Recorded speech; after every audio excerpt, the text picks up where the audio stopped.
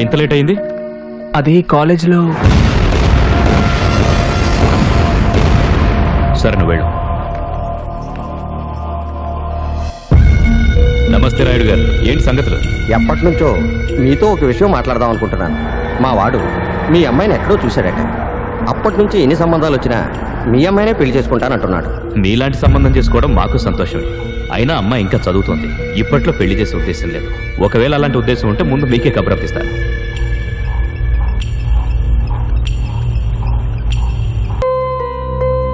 ఇంత సడన్ గా కబురు పంపించామని తప్పుగా అనుకోకండి బావగారు.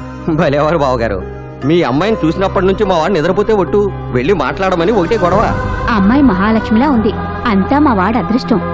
మీలాంటి గొప్ప సంబంధం దొరకడం నిజంగా మా నందిని అదృష్టం. శుభం.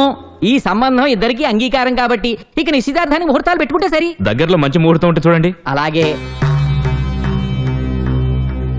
అబ్బాయి అమ్మాయి జాతకాల రీత్యా రేపు ఉదయం 7 గంటలకి నిశ్చితార్థానికి దివ్యమైన ముహూర్తం ఉంది. ఇది తప్పితే మళ్ళీ 4 మాసాల వరకు ఇంత మంచి ముహూర్తం లేదు.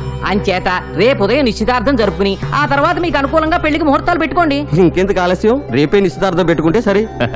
మీ అంగీకారమే మా అంగీకారం బావగారు. ఈ రోజు ఇక్కడే ఉండి రేపు నిశ్చితార్థం జరిగాక వెళ్తురు గాని. వద్దులేండి బావగారు, కతికితే అతకదంటారు. పెళ్ళయిన తర్వాత రాకపోకలు ఎలాగూ తప్పవు. రేపు ఉదయం 6 గంటలకల్లా వచ్చేస్తాం. సెలవు, వెళ్ళొస్తాం మరి. మంచిది, నమస్కారం.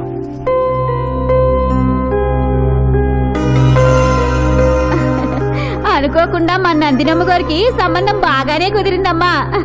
రేపు నిశ్చితార్థం జరిగితే సగం పెళ్లి అయిపోయినట్టే లెక్క. నందిని చాలా అదృష్టవంతురాలు వదినా. రేపటి నుంచి ఇది మనింటి పిల్ల కాదు, వాళ్ళింటి కోళ్ళు అయిపోయినట్టే.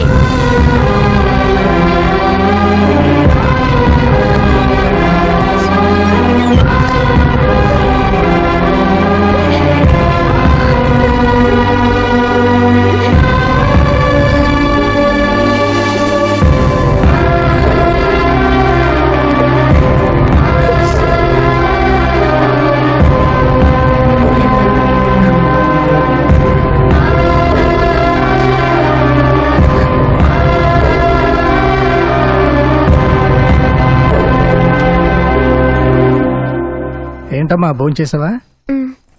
ఎరా ఇంకా నిద్రపోలేదా? నాన్న, మీతో ఒక విషయం చెప్పాలి. ఏంటో చెప్పమ్మా. నాకు పెళ్లి ఇష్టం లేదు నాన్న. ఏ, ఎందుకని? నేను ఒక అతన్ని ప్రేమించాను.